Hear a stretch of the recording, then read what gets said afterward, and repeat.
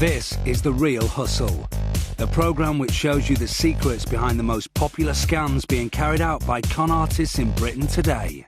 Hustlers Alex, Jess and Paul have been travelling the UK to demonstrate to our hidden cameras exactly how the cons work, to make sure you'll never get caught out again.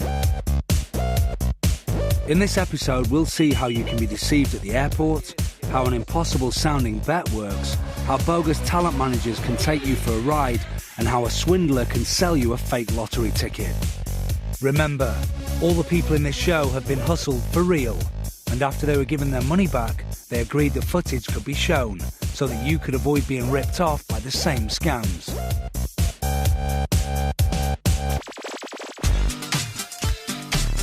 Our first scam involves bogus postal services, who con people out of money for goods they didn't even order. The postal scam is a really simple way for a group of cheats to raise some easy money. They come to your door dressed as a postman or as a delivery driver. They have a package from some company somewhere that has an extra charge. It may be for postage, it may be cash on delivery, but whatever that charge is, that's pure profit in the cheat's pocket. We're all preconditioned to react in certain ways. It's what is called social compliance. We look at the uniform, we don't question what that man does. All we see is a postman.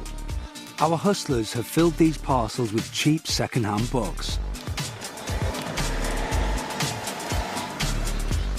They've printed labels with names and addresses found on the internet and are about to discover just how many people will pay to find out what's in the mystery parcel. Paul is wearing a tie containing a concealed camera. Alex, are you getting a signal? Yeah, good picture. See good place. He's got his homemade fake ID and he's wearing the all-important fake uniform. Delivery. He approaches the door of his first target.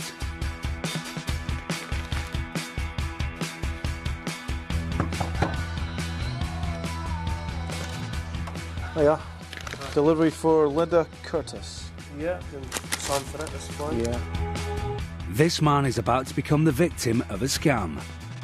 He is now the Mark. And this little thing here, there's a £20 charge on that as well, please. £20 charge, yeah? £20, that's duty, VAT. Amazing. The Mark says he's happy to sign and goes to fetch some cash. You can, if you call the number on there, they'll send you a receipt or they'll email one to you. Another lie from Paul. He's given the Mark a phone number to call for a receipt, but if he calls that number, all he'll get is a large bill. It's a premium rate line, which goes straight into the hustler's pockets. So, Paul made £20 on his first delivery of worthless books. Can he continue his winning streak at this block of apartments? This Mark is not answering the door, but Alex and Jess are on hand and may be able to solve the problem. Either no one's home or the bell's not working. Can you get that guy's number? Yeah, I can download it.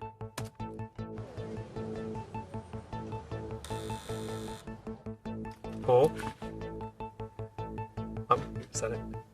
I'm going to text you this guy's number.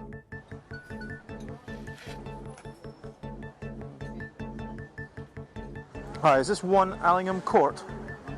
Hi, this is Rob Marks. I'm downstairs for TRH deliveries. I have a package for you. I don't think your buzzer's working. Calling the Mark's home phone number does the trick. The Mark answers the door. Hi, sorry about that. I haven't got 20 quid on there. Is the check okay? Unfortunately, the man doesn't have the cash. Again, no problem for our hustlers. They are just as happy to take a check. 20 quid. Make it up to TRH.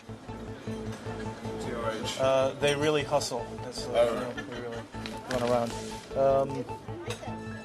Okay, that's it. I need you to sign here. That's okay. This is all above board. I would hope so. Clearly, it's not above board. The Mark's been had. Having got his total up to £40, Paul moves on and steps up the scam a few notches. It's not just individuals who fall foul of the postal scam. Many businesses are being targeted too. Paul casually walks into the office of this small company. Anthony Owen. And there's a £40 charge on that as well. He's getting cocky now and asking for £40. Surely she's not going to fall for that. It's fine, I'm only covering this desk at the moment, so...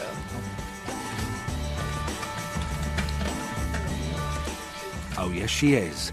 Unbelievably, she hands the cash straight over. In just a couple of hours, Paul has made £80. If somebody comes to the door with a package that you can't pay for or that you're at all suspicious about, simply keep the package and tell them to bill you. That way, if they're legitimate, they should have a system in place where they can send you an invoice. Anytime somebody knocks on your door, you don't know who they are and they're unexpected, if they ask for money, don't give it.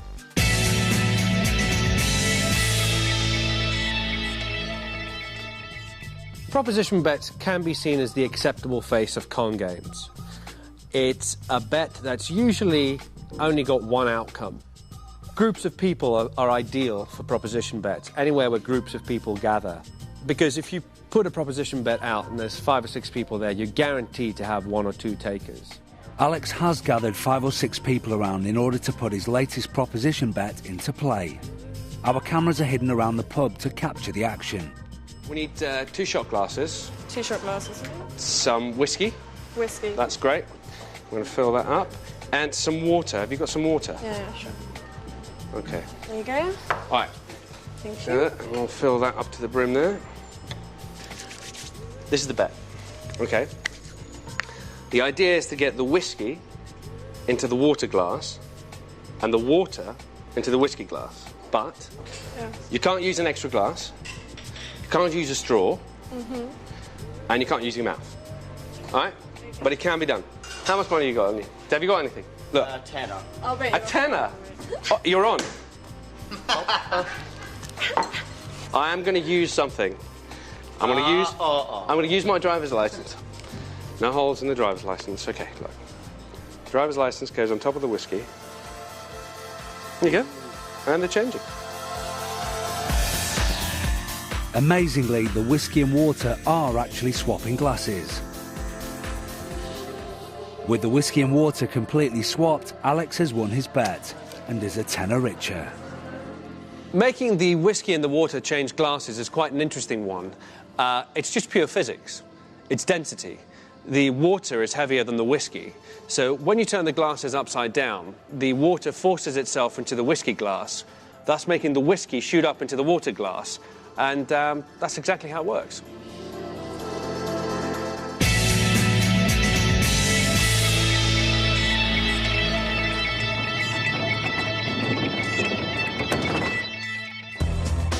With odds of 14 million to 1 against winning a jackpot, the chances of hitting the big time on the National Lottery are almost non-existent. But the chance of a mark winning against our team of hustlers in this next scam are even less. This is the lottery scam. In the lottery scam, we convinced the mark to purchase a worthless forged lottery ticket. The lottery scam is a beautiful example of an age-old con game applied to modern times, where you literally offer someone a golden ticket, where if you buy this, you can make a lot of money for a lot less. Jess, Alex and Paul have picked out a popular bar as a place to find a wealthy mark for their scam. With our secret cameras at the ready, the hustlers can strike. A man sitting on his own has been targeted. Paul has taken up position behind him, and Alex is standing by with the fake lottery ticket. The hustlers are preparing the hook. Sorry, you look just like one of my ex-boyfriends. He's called Marcus. It's so strange. When I saw you, I was like, hi. It's so strange. You look just like him. I'm not sure if that's a good or a bad thing. No, it's good. I promise you. Now the mark is putty in Jess's hands. Our hustler Paul, who's been listening from the next table, cues his colleague Alex to go in for the big pitch. Alex is playing the role of a Bulgarian builder who's a friend of Jess's and has come to meet her. Yesterday, I found out that I won £2,800 on the lottery. No! I get 5 numbers. I cannot believe it. I call tomorrow I'm going back home to Bulgaria. What a great way to end your last day there. I know, isn't it great? Look at that. It's fantastic. So, over the course of 5 minutes, Alex has sold the lie that he's a foreigner with a winning lottery ticket. Now he needs to convince the Mark to buy it off him. It's time to reveal the bait. You don't work for the police or anything? No. Okay. No, it's not a joke. It sounds like, you know, that my work permit is finished 3 months ago. And when I check the number, I find out that you have to go with the ID. Okay. If they see my ID, I'm worried that they maybe see the... Well, do you want me to cash it for you then? I thought maybe if you have the cash. Sorry, it's a financial conversation. But The whole of it? yeah, do you have it?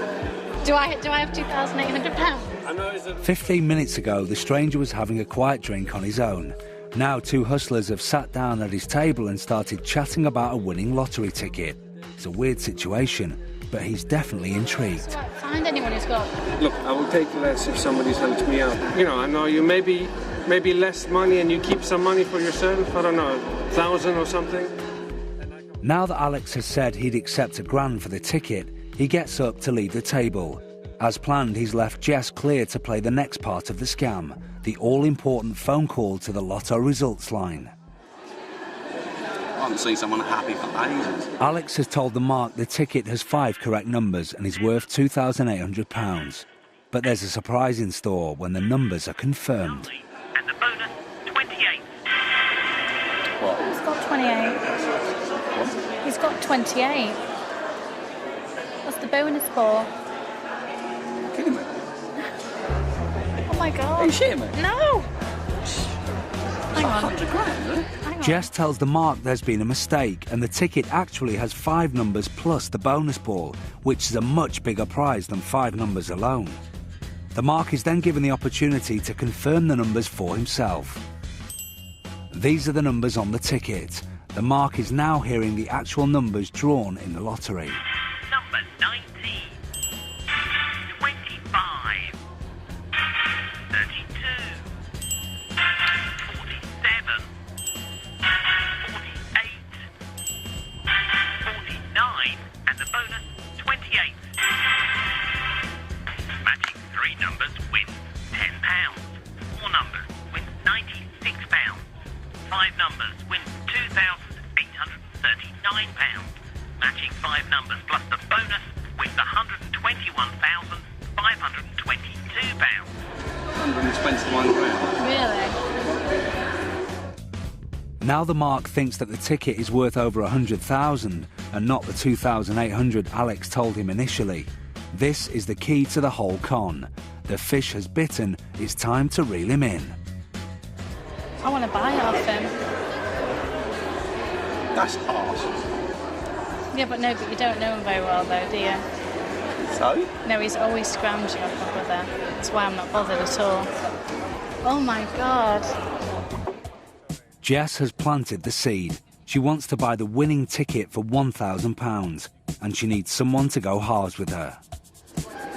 No, it seems a bit cheeky though. It's like nearly £3 grand and it's 500 quid, but Do you have a friend maybe who can... I don't know what... I mean, could you get some money out maybe?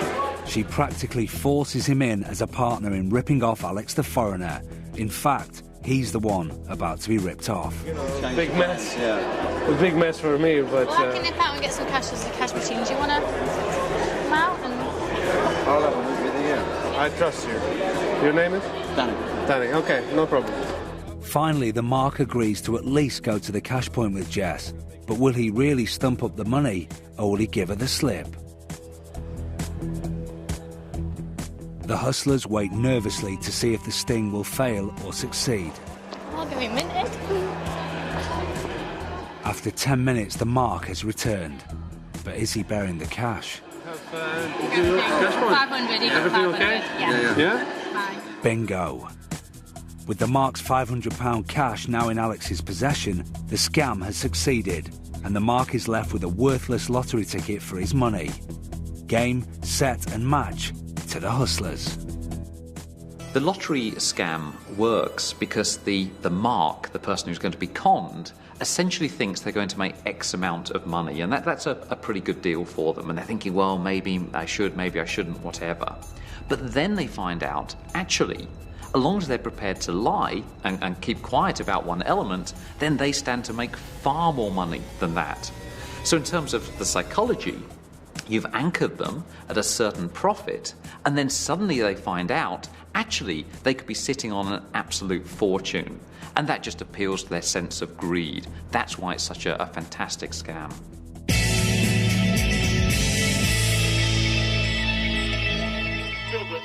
Our hustlers are at the airport, but it isn't a holiday that they've got in mind. Today they're here to pull off a scam for our hidden cameras that first hit the headlines in the UK 3 years ago. A scam which involves an X-ray machine, a laptop and some clever choreography. Every year in the UK, over 34,000 laptops are stolen. And about 10% of that happens in airports, which means every year 3,500 laptops are stolen in airports. Paul and Alex are moving through the airport, on the lookout for someone carrying a laptop bag just like their own. Alex spots a likely looking mark and gives the signal to Paul to note the selected target. They plan to substitute their own bag or ringer for the victim's one. They move in, closely trailing the mark as he passes through the terminal on his way to join the queue for the X-ray machine. Over at the X-ray area, our hidden cameras look on as the travellers pass through security. Paul passes through the metal detector and starts to gather his belongings. Meanwhile, Alex passes through the metal detector, but he sets off the alarm, so the security staff check his pockets before he can move on. Whilst Alex is being searched, Paul gathers his stuff and leaves. Now Alex is through, our mark passes through the detector, collects his laptop and he's away. So where's the scam? If we watch the sequence again, we can see what has happened. Paul is carrying a laptop bag which he puts through the X-ray machine along with his coat. He then walks through the metal detector and is all clear. On the other side, he moves his laptop bag down to the end of the conveyor belt. At this point, Alex passes through the gate and deliberately sets off the security alarm by carrying lots of metal items in his pocket. On the other side of the machine, the mark has already put his laptop onto the belt, but he cannot yet pass through the gate to collect it because Alex is still being searched. Paul casually puts on his coat and waits for the mark's laptop to come out of the X-ray machine.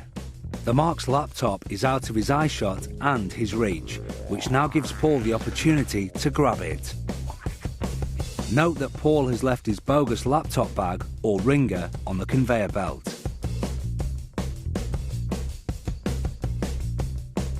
The mark picks up the ringer and continues on his way.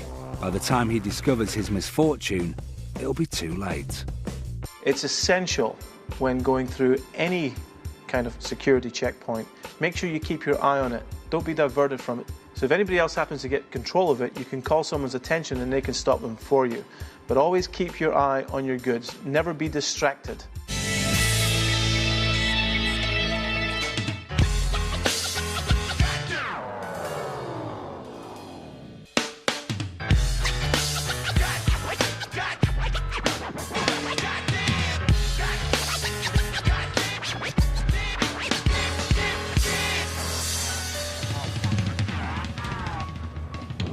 Too many times people go and sit in a cafe, put their bag over the back of the chair. You think you know it's there, but you can't see it and you can't feel it. That's not a very good position for anything that's valuable for you. Our next scam, the window tap. This pickpocket technique requires our two hustlers, Jess and Paul, to work in tandem. The target's a lone mark in a cafe, and Paul is sat just behind her. Jess is approaching on the street outside. She stops to get the mark's attention with a question. What time is? With the mark distracted, Paul lifts a bag and heads straight out the door. The mark returns to her phone conversation and hasn't even noticed. The obvious point to remember here is, always keep your bag in sight.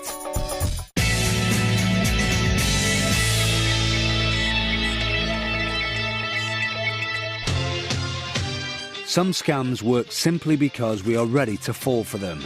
This next scam is one of the most common, and you will probably know someone who has been taken in by it.